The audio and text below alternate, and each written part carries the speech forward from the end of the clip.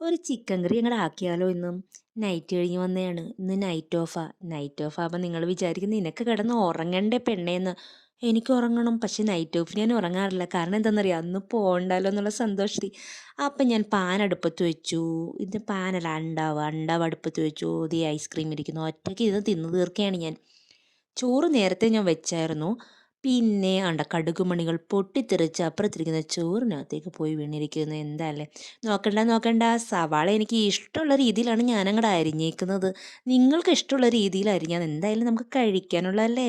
പിന്നെ ഞാൻ കുറച്ച് ഉപ്പിട്ടു. പിന്നെ അങ്ങോട്ട് ഇളക്കൽ ഞാൻ മനസ്സിൽ വിചാരിക്കുന്നു. ഓ മൈ ഗോഡ്, ഞാൻ മനസ്സിൽ വിചാരിക്കുന്നത് ചിക്കൻ റോസ്റ്റാണ്. ഇതിപ്പോൾ എന്തായിട്ട് വരുമോ എന്തോ. ഒരു കുഞ്ഞു തക്കാളി ഉണ്ടോ, എനിക്ക് എല്ലാ കറിക്കും തക്കാളി വേണം. തക്കാളി ഇല്ലാത്തൊരു കളിയില്ല മോനെ. തക്കാളി ഉണ്ടെങ്കിൽ രുചിയുള്ളതാണ് എൻ്റെ വിചാരം. പണ്ട് അമ്മ വഴക്കുറഞ്ഞു, നിനക്ക് എന്തോ ആരോ തക്കാളിക്കകത്ത് കൂടോത്തരം തന്നെയാണെന്നാണോ. പക്ഷേ എനിക്ക് ഭയങ്കര ഇഷ്ടമാണ് തക്കാളിയുടെ ഒരു ടേസ്റ്റ്. ഓ മൈ ഗോഡ്, വീണ്ടും പോകും. ഫയറെല്ലാം അടിച്ചത് തന്നെ. അങ്ങനെ എനിക്കിഷ്ടമുള്ള കുറച്ച് മസാലയൊക്കെ അങ്ങോട്ട് ഇട്ടു. മസാല എന്ന് വെച്ചാൽ മുളക് പൊടി, മല്ലിപ്പൊടി, മഞ്ഞപ്പൊടി, ഗരം മസാല. പിന്നെ നമുക്ക് ഇങ്ങനെ എടുത്ത് വെച്ച് നമുക്ക് ചിക്കൻ ചേട്ടനെ അതിനകത്തോട്ട് ഇട്ടിട്ട് അങ്ങോട്ട് ഇളക്കൽ. ഇതിപ്പോൾ എന്തായിട്ട് വരുമോ എന്തോ. പിന്നെ വെള്ളമൊന്നും ഒഴിച്ചില്ല. അങ്ങനെയാണ് മിഷാൻ ജിയോയുടെ വീഡിയോയ്ക്കകത്ത് കണ്ടിട്ട്, അതുകൊണ്ട് ഞാൻ ഒഴിച്ചില്ല.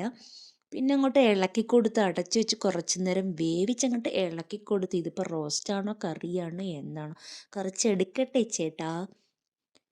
പിന്നെ അങ്ങനെ ഇളക്കിക്കൊടുത്തു. വീണ്ടും ഞാൻ അങ്ങോട്ട് ഉടക്കി വെച്ചു. ദേ ഇരിക്കുന്നു ചിക്കൻ റോസ്റ്റ് ആൻഡ് ചോറ്. ബൈ.